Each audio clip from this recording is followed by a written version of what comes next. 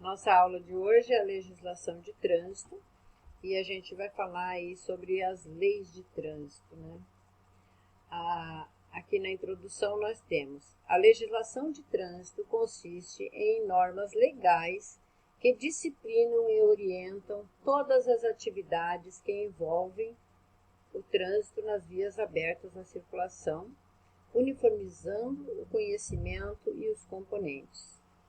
O trânsito de qualquer natureza nas vias terrestres do território nacional, abertas à circulação, rege-se pelo Código de Trânsito Brasileiro.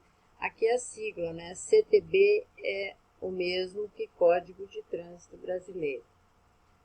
O CTB entrou em vigor em janeiro de 1998, estabelecendo regras e normas válidas em todo o território nacional para ruas, avenidas, logradouros, caminhos, passagens, rodovias, estradas, praias abertas à circulação e vias internas de condomínio. O Código possui 341 artigos, divididos em 20 capítulos, da seguinte forma. Nós vamos ver os capítulos daqui para frente, né? Aqui nós temos todos eles, né, das disposições preliminares até, não vou ler todos, a gente vai ver um por um, então não tem necessidade, né? Até aí as disposições finais e transitórias, né? Então nós vamos ver tudo isso aqui durante o período que nós vamos estar trabalhando aí a parte da legislação de trânsito. Requisitos para habilitação. Então, essa é a primeira parte, né? Quando o candidato quer dar início a um processo de habilitação.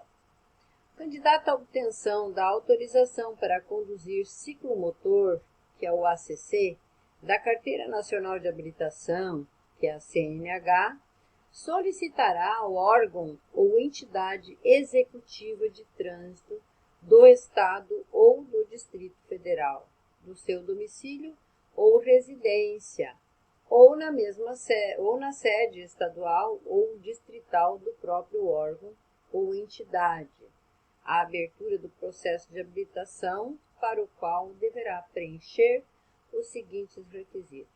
Então, na medida que o candidato à primeira habilitação, né, ele der entrada na documentação, né, aí nós temos aqui também os requisitos para que isso aconteça, né? Para que você possa dar entrada aí no processo de habilitação. Então, aqui, ser penalmente imputável, maior de 18 anos. O que é ser penalmente imputável? Lembrando que ser maior de 18 anos é quando a pessoa atinge a maioridade, né? Não é a mesma coisa que ser penalmente imputável. Ou seja, além de ser maior de 18 anos, o candidato à primeira habilitação tem que ser penalmente imputável. Isso é, ele tem que responder pelos seus próprios atos. Então, isso é fundamental, né?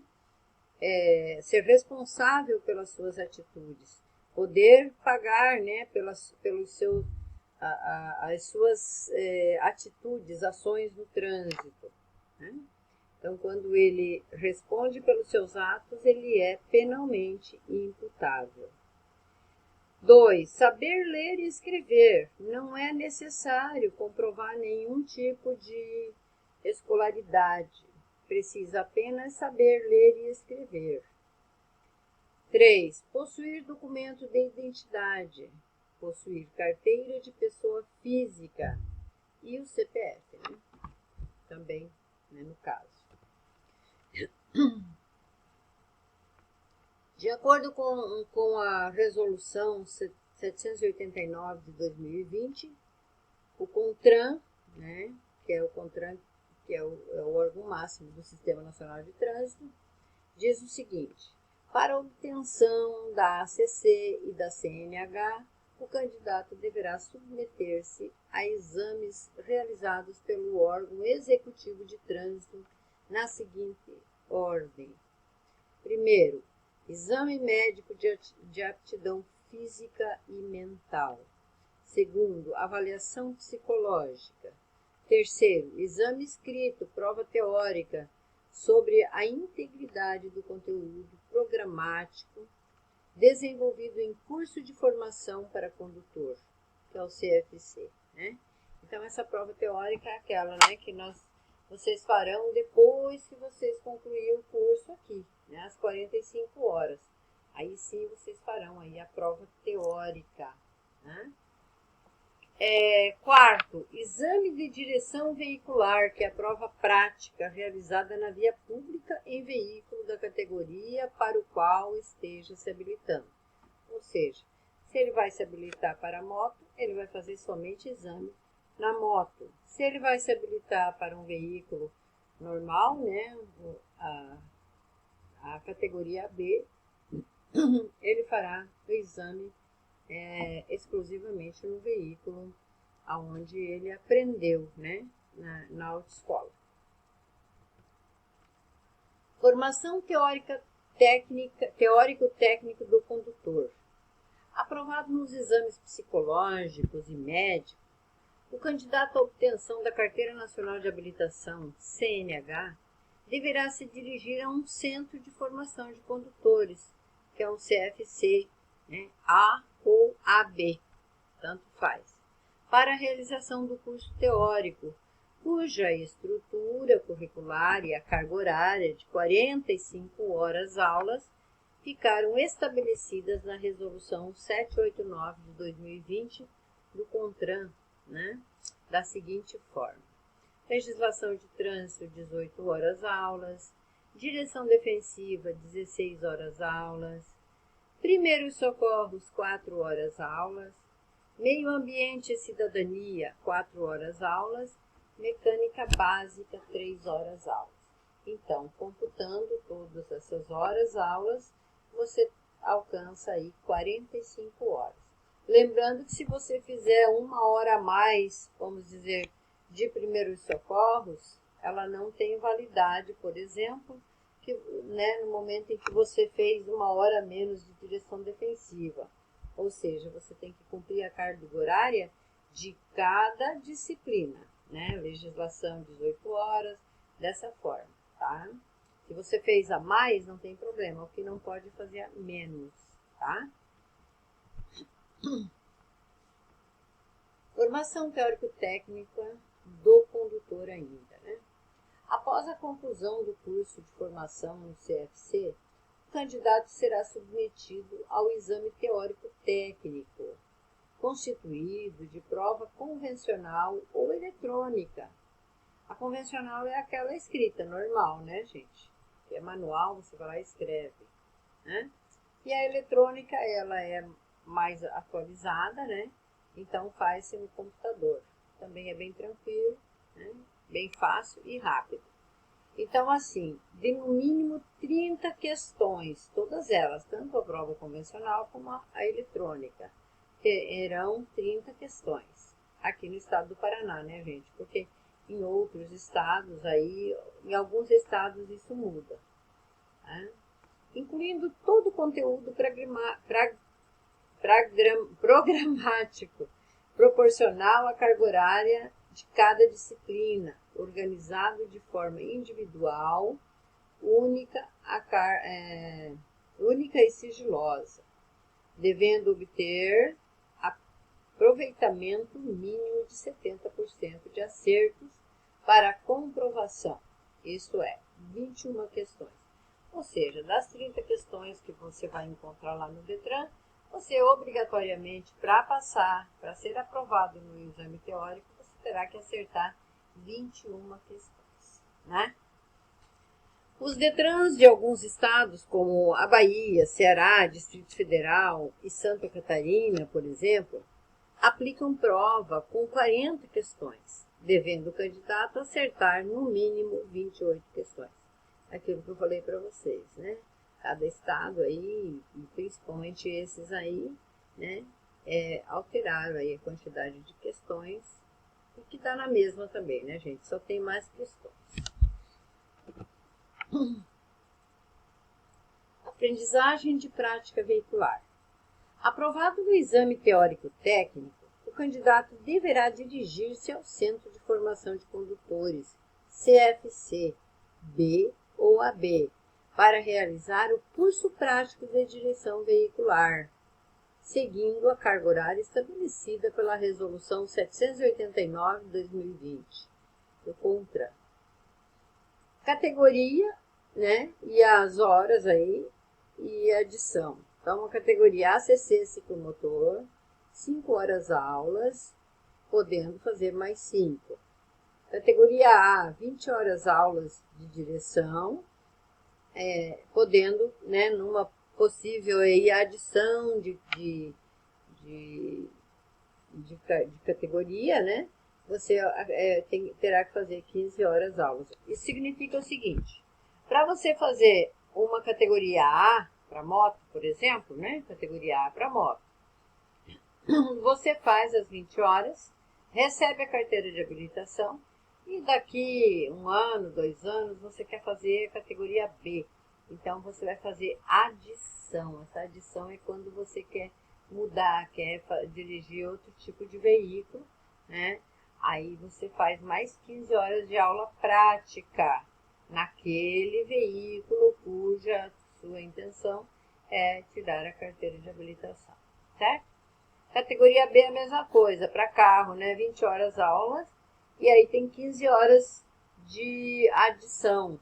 Essas 15 horas, no caso, né? Quem vai fazer moto, aí ele acaba tendo que fazer mais 15 horas de aula prática. Aprendizagem de prática veicular. Categoria B. Para obtenção, o candidato poderá optar por realizar até 5 horas aulas em simulador de direção veicular, que deverão ser feitas previamente, né? Porque essas aulas de simulador tem que ser antes, né? Antes das aulas práticas. Então, deverão ser feitas previamente as aulas práticas em via pública. Já para a adição, é obrigatório a carga horária de prática diretamente no veículo de aprendizagem. Então, significa que para fazer a categoria B, você pode fazer, você tem a opção, né? Não, claro que poucos são os candidatos que usam essa alternativa aí, né? De fazer 5 horas de aula no simulador. É bom. Olha, eu fui professora de simulador, trabalhei em simulador. Eu acho muito interessante, né, essa é a minha opinião. Acho que todos aqueles que nunca pegaram no volante de um carro devem sim fazer o simulador. Mas como, né, normalmente nós brasileiros, né, nós queremos assim agilizar os processos, né, todos os processos da nossa vida, então a gente acaba por não fazer essa opção de simulador, deixando de lado aí esse conhecimento. Mas sendo bem claro que é possível, claro, gente, você pode pedir na autoescola para fazer, tá? E além disso, eu posso garantir para vocês que para muitas pessoas que não têm nenhuma experiência, que nunca entrou dentro do veículo para dirigir, é essencial, né? Então eu acho que é fundamental que se faça, tá bom? Já para a adição, é obrigatório a carga horária de prática diretamente no veículo de aprendizagem. Continuando aqui, para a realização de tal curso, o candidato deverá estar acompanhado por um instrutor prático de direção veicular e portar a licença para aprendizagem de direção veicular, que é LADV. Significa isso? Significa que para o candidato, depois de passar em todos os exames, e aí ele vai fazer as aulas práticas, ele precisa estar já de porte da LADV, tá? Que é licença para aprendizagem de direção veicular, como vocês viram aí, né? E ela é expedida pelo órgão ou entidade executiva de trânsito do Estado ou do Distrito Federal. Lá na autoescola, normalmente esse documento vem para a autoescola, aonde vocês não terão assim um acesso, porque é o instrutor que conduz, né, que carrega e que se responsabiliza por esse documento. Então, toda vez que o instrutor sai com você para dirigir, ele é obrigado a levar a LADV de vocês para que não tenha nenhum problema, né? O candidato que for encontrado conduzindo veículos automotores, né, desacompanhado do instrutor de prática de direção veicular, terá a LADV suspensa pelo prazo de 6 meses. No caso de reprovação no exame teórico-técnico ou no exame de direção veicular, o candidato poderá repetir o exame a qualquer tempo, sendo dispensado do exame no qual tenha sido aprovado e mediante pagamento de taxa de reexame. Interessante isso aqui, né, gente?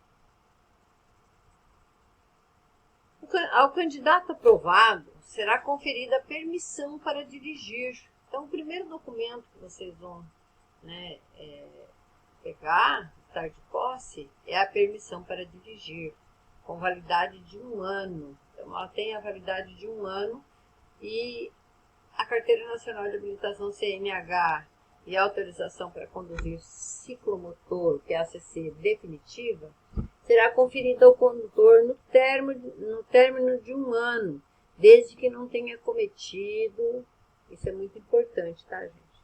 Qualquer infração de natureza grave ou gravíssima, ou seja, no caso, ele não pode ter cometido nenhuma infração de natureza grave ou gravíssima. Caso ele tenha cometido, ele não recebe a permissão para a CNH definitiva, tá, gente? Ou também ele não pode ser reincidente em infração de natureza média. Significa isso, ser reincidente é você cometer mais do que uma vez, né? Então, ele cometeu 2 infrações de natureza média, ele também já perde a PPD, né? Aí fica aí uma situação, né? O cometimento dessas infrações obriga o candidato a reiniciar todo o processo de habilitação. Ou seja, você não teve nem tempo, teve 1 ano com o seu documento e vai ter que fazer tudo de novo, porque como você cometeu infrações, né? Mas sempre lembrando que a infração não pode ser nenhuma de natureza grave ou gravíssima e nem ser reincidente na infração de natureza média. A CNH terá validade em todo o território nacional, na vigência do seu exame de aptidão física e mental, e equivalerá a documento de identidade mesmo com prazo de validade expirado, ou seja, a CNH ela tem validade aí do documento de identidade, né, gente? Você pode usar, mesmo que ela tenha, né, passado o prazo de validade dela, você não renovou, ela continua tendo o valor de identidade, né, de identificação dessa pessoa física, né? Ou, no caso jurídica também, mesma coisa, não altera, mas a CNH, ela é exclusivamente para a pessoa física, né? Porque a pessoa jurídica, que é a empresa, não faz CNH, né? Pode ter veículos no nome e tudo, mas Carteira Nacional de Habilitação é individual, né? Quando o condutor possuir CNH, a ACC será inserida em campo específico, utilizando-se para ambas um único registro. Então, aí, né, passa a ser um documento único.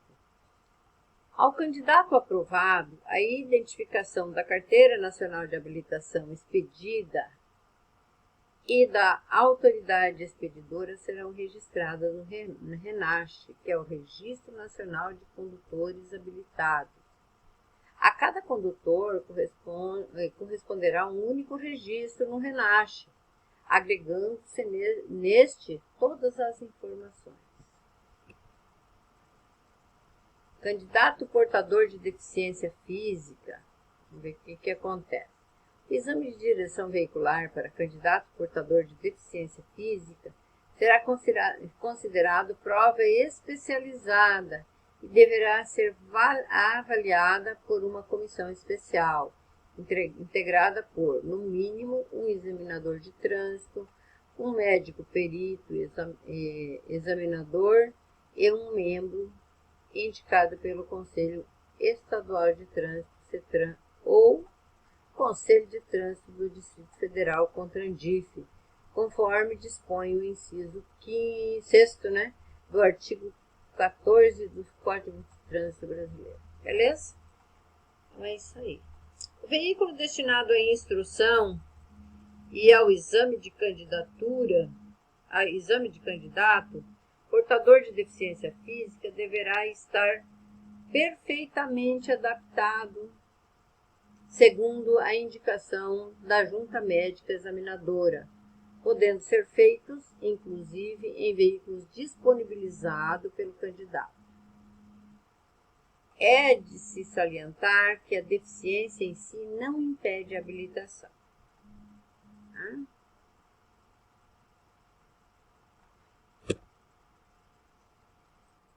Nessa outra parte, nós vamos falar da renovação e validade da CNH. A renovação da validade da Carteira Nacional de Habilitação ou a emissão de uma nova via somente será realizada após a quitação de débitos constantes no prontuário do condutor. A validade da Carteira Nacional de Habilitação está condicionada ao prazo de vigência do exame de aptidão física e mental. O exame de aptidão física e mental, a ser realizado no local da residência ou domicílio do examinado, será preliminar e renovável com a seguinte periodicidade. Número 1. A cada 10 anos para condutores com idade inferior a 50 anos. Veja bem, gente, a partir de abril, né, de 2021, né, foi agora, a validade aí da carteira de habilitação para pessoas até 50 anos de idade será de 10 anos. Aí, no caso aqui, o 2 diz o seguinte, que a cada 5 anos, para condutores com idade igual ou superior a 50 anos e inferior a 70 anos. Então, aí já é a cada 5 anos. E o terceiro diz que a cada 3 anos para condutores com idade igual ou superior a 70 anos. Né? Então, assim, mudou um pouquinho, deu uma melhoradinha para os mais jovens. Os mais velhos continuam a mesma coisa. Né? Renovação e validade da CNH. Quando houver indícios de deficiência física ou mental, ou de progressividade de doença que possa diminuir a capacidade de conduzir o veículo, os prazos poderão ser diminuídos por proposta do perito examinador. Então, é possível diminuir aí esse prazo ainda mais, o prazo de 3 anos, tá, gente? Dependendo das condições físicas, né, da pessoa, do motorista, né? Se ela tem ou não condição de continuar dirigindo, né? Aqui. Documentos de porte obrigatório, condutor e veículos. Então, aqui nós temos uma sequência de documentos, que não são muitos, né? Mas que o condutor deverá portar. Obrigatoriamente tem que estar com ele, né, na direção do veículo. Autorização para conduzir ciclomotor ACC. Permissão para dirigir PPB ou Carteira Nacional de Habilitação, CNH, no original ou versão digital, né? Que agora nós temos aí, vocês estão vendo aqui do lado, né? A versão digital. No teu celular aí aparece, né? Então, você pode estar usando também o celular para pegar a carteira, para mostrar a tua carteira de habilitação, né? Então, você não precisa mais estar com ela presencial. Você pode ter ela no celular, né? Bom, documentos ainda de porte obrigatório, além da carteira do motorista, né? Nós temos aí condutor e veículo. Então, do condutor, nós já falamos que é a carteira de habilitação, o ACC, né? No caso ali. E do condutor, do veículo. Do veículo, nós temos que ter o certificado de registro e licenciamento do veículo, que é o CRLV, ou Certificado de Licenciamento Anual, CLA, impresso, né? Tem que estar impresso, página única, formato A4 ou versão digital CRLV, né? No caso aqui, essa é a digital, né? Se você tiver a digital aqui também serve, né? Então, você tem que estar com ela ou impressa, né, no papel, ou aqui no celular. Documentos de porte obrigatório, condutor e veículo. São condições para o licenciamento anual do veículo, a quitação dos débitos relativos a tributos e multas de trânsito e ambientais, entre outros, né? O IPVA e do seguro DPVAT. Então, essa quitação aqui é fundamental, né? Para que você possa ter o seu veículo em circulação, né? Na verdade, a que compromete mais, no caso, é o licenciamento, né? Aqui esse IPVA e o seguro DPVAT é obrigatório, tem que pagar, mas, né, eles não apreendem o seu veículo, não retêm o seu veículo por esse motivo. Agora, o licenciamento anual, sim. Comprovação do atendimento às campanhas de chamamento de consumidores para substituição ou reparo de veículos, que é o RECAL, né? E o porte da CNH, CLA ou CRLV serão dispensados quando, no momento da fiscalização, for possível ter acesso ao devido sistema informatizado para a consulta do agente. Então, se no momento que você foi pego, né, o agente parou você e ele conseguiu acessar seus documentos, você não precisa portar, né? Seguro DPVAT. O seguro DPVAT, como o próprio nome diz, indeniza vítimas de danos pessoais causados por veículos automotores de via terrestre. Aí nós temos lá a indenização por morte, que é, né, quem morre não aproveita nada da indenização, né? Indenização por invalidez permanente, reembolso de despesas médicas hospitalares, que é o DANS, né? Maiores informações, aí tem aqui um site, né? www.dpvatseguro.com.br. Condutor estrangeiro. O condutor de veículos oriundo de país estrangeiro e nele habilitado, desde que penalmente imputável no país, poderá dirigir no Brasil no prazo máximo de 180 dias, respeitada a validade da habilitação de origem. Então, assim, o condutor que vem de outro país e ele está habilitado naquele país, ele tem aí 180 dias, 6 meses para poder dirigir dentro do Brasil, né? Desde que ele tenha, né, tudo em ordem, né? Como diz aqui, respeitada a validade da habilitação de origem também, principalmente, né? E após 180 dias, daí já acaba a permissão, né? Deverá submeter seus exames de avaliação psicológica e aptidão física e mental nos termos do artigo 147 do Código de Trânsito Brasileiro. PID. A PID é a Permissão Internacional para Dirigir. É a emissão da permissão para que um brasileiro possa dirigir no exterior. A PID pode ser requerida por condutores habilitados em qualquer categoria, com exceção da autorização para conduzir ciclomotores, que é a ACC. O prazo de validade da PID será de no máximo 3 anos da data de sua emissão ou até a data da expiração da validade da CNH. O que ocorrer primeiro, no caso, né? Observado o limite máximo de 3 anos. Informe-se no consulado do país em que deseja dirigir sobre as existências locais. Na verdade, cada lugar tem uma lei, né? Então, o ideal sempre é procurar se informar, né? Então, gente, aqui nós vamos começar com categorias de habilitação, né? Falar sobre categorias de habilitação.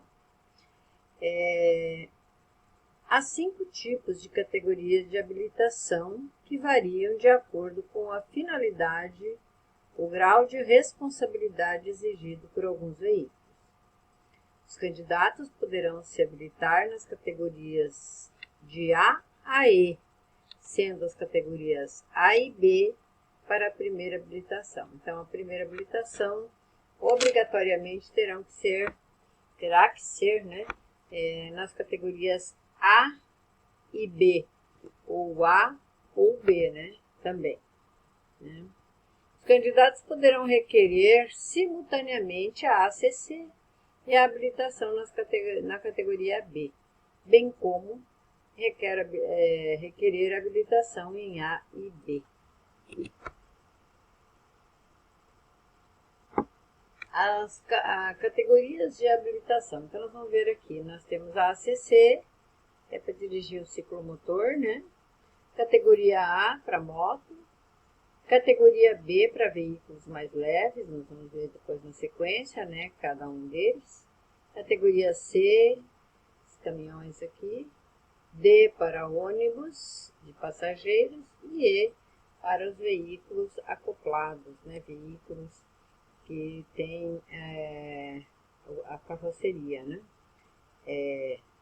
Que ela não é, no caso, emendada, né? Então, aqui vamos ver, um de cada vez, depois a gente vai explicar mais sobre isso. Ciclomotores consiste em bicicletas dotadas originalmente de motor elétrico auxiliar, bem como aqueles que tiverem o dispositivo motriz agregado posteriormente à sua estrutura, em que se verifique ao menos uma das seguintes situações. 1.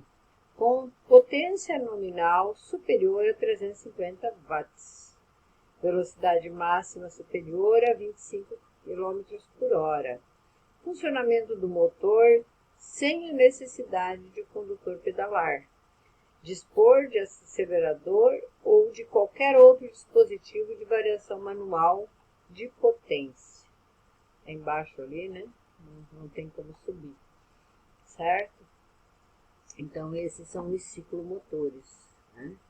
É claro que nós temos aí as bicicletas, né? Que o pessoal usa elétrica, então é isso que está colocando aqui na legislação, né? Foi acrescentado, né? Na legislação. Categorias de habilitação ainda. Categoria A, veículos automotores e elétricos de 2 ou 3 rodas, com ou sem carro lateral ou semi-reboque, especialmente projetado para o uso exclusivo desse veículo. Todos os veículos abrangidos pela ACC, né, pode ser também conduzido pela categoria A. E é uma observação aqui, não se aplica a quadriciclos, cuja categoria é a B. Então, para os quadriciclos, você tem que ter a categoria B, né? Porque tem 4 rodas, né? Aí, automaticamente, eles exigem a categoria B. Categoria B de habilitação é para veículos automotores e elétricos não abrangidos pela categoria A, ou seja, quem vai conduzir veículos da B, né, não pode conduzir veículos da categoria A, ou seja, não abrange, né? Então, você pode, para conduzir motocicleta, tem que ter a categoria A. Cujo peso bruto total, que é o PBT, não exceda 3.500 kg e cuja lotação não exceda a 8 lugares, excluído do motorista, né? Então, a lotação ela não pode exceder os 8 lugares, que são 8 passageiros, fora do motorista. Com o motorista são 9, né, gente? A gente pega assim como exemplo uma Kombi. Uma Kombi ela tem, né, 8 cintos de segurança e o do motorista, né? Então, são 3 em cada banco, que é o de trás e do meio, 2 na frente e mais o do motorista. Combinações de veículos automotores e elétricos em que a unidade tratora se enquadre na categoria B, com unidade acoplada, reboque, semi-reboque, trailer ou articulada, desde que a soma das duas unidades não exceda o peso bruto total de 3.500 kg, né? E cuja lotação total não exceda 8 lugares, excluindo o do motorista. Categoria B ainda, veículos automotores de espécie motor-casa, cujo peso não exceda 6.000 kg e cuja lotação não exceda 8 lugares, excluído do motorista. Tratores de roda e equipamentos automotores destinados a executar trabalhos agrícolas. Quadriciclos de cabine aberta ou fechada. Então, todos esses veículos você pode conduzir com a categoria B. E já a categoria C, veículos automotores e elétricos utilizados em transporte de carga, cujo peso bruto total exceda a 3.500 kg de peso bruto, né, no caso. Tratores de esteira, tratores mistos ou equipamentos automotores destinados à movimentação de carga, de terraplanagem, de construção ou de pavimentação. Veículos automotores da espécie motor-casa, cujo peso bruto total ultrapasse a 6.000 kg e cuja lotação não exceda 8 lugares, excluído do motorista, como sempre, né? Categoria C. Combinações de veículos automotores e elétricos não abrangidos pelas categorias B, em que a unidade tratora se enquadre nas categorias B ou C, e desde que o peso bruto total da unidade acoplada, reboque, semi-reboque, trailer ou articulada seja menor que 6.000 kg. 6.000 kg, né? Todos os veículos abrangidos pela categoria B. Então, quando você já inclui a categoria C, você pode conduzir todos os veículos da categoria B. E a A ela é excluída. No caso, você só pode conduzir veículos da A se você tem a categoria A. Caso contrário, né, nenhuma outra categoria te dá esse direito. Que é a moto, né? Categoria D. A categoria D é para conduzir veículos automotores e elétricos utilizados no transporte de passageiros, cuja lotação exceda 8 lugares, excluído o do condutor. Veículos destinados ao transporte de escolares, independentemente da lotação. Veículos automotores da espécie motor-casa, cuja lotação exceda 8 lugares, excluído o do condutor. Ônibus articulados também pode ser conduzido pela categoria D, e todos os veículos abrangidos pelas categorias B e C. Categoria E.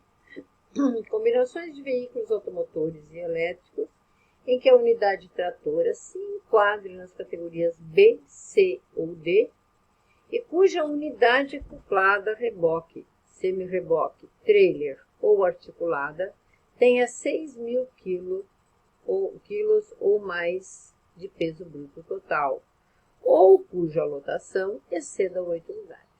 A categoria, na verdade, é para todos, né? Menos para motos. Combinações de veículos automotores e elétricos com mais de uma unidade tracionada, independentemente da capacidade máxima de tração ou peso bruto total. Esse aqui eu não sei o que é. Peso bruto total. Todos os veículos abrangidos nas categorias B, C e D. Também pode ser conduzido pela categoria E.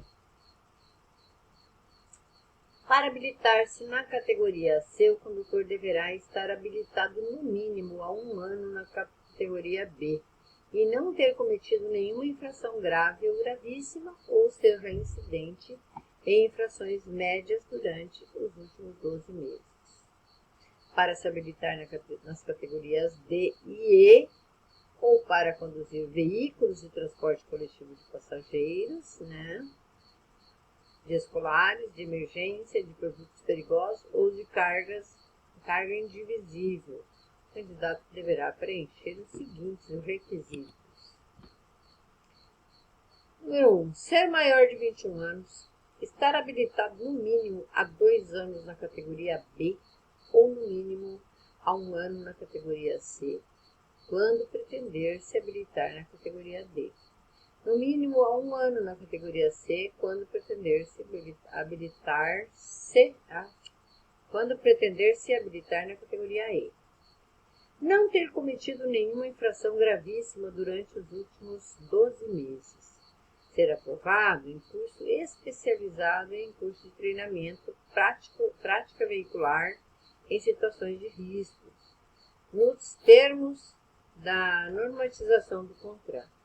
Deverão comprovar resultado negativo em exame toxicológico para obtenção e a renovação da CNH a cada 2 anos e 6 meses. Condutores das categorias C e D e E com idade inferior a 70 anos. Sistema Nacional de Trânsito. Agora um outro assunto, nós já falamos sobre as categorias de habilitação. Vamos falar do Sistema Nacional de Trânsito. O Sistema Nacional de Trânsito, SNT, é o conjunto de órgãos e entidades da União, dos Estados, do Distrito Federal e dos municípios, que tem por finalidade o exercício das atividades de planejamento, administração, normatização, pesquisa, registro e licenciamento de veículos, formação, habilitação e reciclagem de condutores, educação, engenharia, operação do sistema viário, policiamento, fiscalização, julgamento de infrações e de recursos e aplicação de penalidades. Esse é o Sistema Nacional de Trânsito. O Sistema Nacional de Trânsito, SNT, são objetivos básicos, no caso aqui, nós vamos falar sobre isso, os objetivos básicos do Sistema Nacional de Trânsito. Qual a função dele, quais os objetivos, Então, número 1, estabelecer diretrizes da Política Nacional de Trânsito com vistas à segurança, à fluidez, ao conforto, à defesa ambiental e à educação para o trânsito e a fiscalizar seu cumprimento. Essa é a função aí, do Sistema Nacional de Trânsito. Então, nós vamos ver que cada órgão aí vai ter a sua responsabilidade nesse assunto. Número 2, fixar, mediante normas e procedimentos, a padronização de critérios técnicos, financeiros e administrativos para a execução das atividades de trânsito. Número 3, estabelecer a sistemática de fluxo permanente de informações entre os seus diversos órgãos e entidades, a fim de facilitar o processo decisório e a integração do sistema. Composição do Sistema Nacional de Trânsito. Nós vamos ver aí órgão por órgão. Primeiramente, nós temos órgãos normativos do Sistema Nacional de Trânsito. É um órgão consultivo, coordenadores que editam normas e fazem as leis. Os órgãos normativos do Sistema Nacional de Trânsito, eles são órgãos consultivos e coordenadores que ditam normas e fazem as leis. E quem cria as leis são justamente os órgãos normativos. Primeiramente, nós temos o CONTRAN, que é o Conselho Nacional de Trânsito, o órgão máximo do sistema. Esse é o que comanda toda a parte, todos os interesses do trânsito no Brasil. É o CONTRAN. Número 2, CETRAN, Conselho Estadual de Trânsito. Número 3 é o CONTRANDIF, Conselho de Trânsito do Distrito Federal. Vamos ver aí a função de cada um deles. Aí depois nós temos os órgãos e entidades executivas do Sistema Nacional de Trânsito, né, da União, dos estados, do Distrito Federal e dos municípios que cumprem e fazem cumprir a legislação de trânsito. Nós temos aqui dos órgãos executivos, nós temos o DENATRAN, que é o Departamento Nacional de Trânsito, o DETRAN, que é o Departamento Estadual de Trânsito, o DENIT, Departamento Nacional de Infraestrutura e Transportes, o DR, Departamento de Estradas e Rodagens, JARIS, Junta Administrativa de Recursos de Infrações, Polícia Rodoviária Federal, Polícia Militar, polícias militares, né, dos estados e do Distrito Federal, CIRETRAN, Circunscrição Regional de Trânsito, e Departamento Municipal de Trânsito. Lembrando que o CIRETRAN é aquilo que nós, né, estamos aí frequentemente precisando, né, que fica ali na Avenida Paraná, que nós chamamos às vezes de DETRAN, e que de DETRAN não tem, né, porque claro, o DETRAN é um órgão que fica dentro da capital de cada estado. Então, ele não pode estar aqui no município de Foz do Iguaçu, né, gente? Nós temos ali a CIRETRAN, que é a Circunscrição Regional de Trânsito. Normas gerais de circulação e conduta, e isso nós vamos ficar para a próxima aula, né? Bom?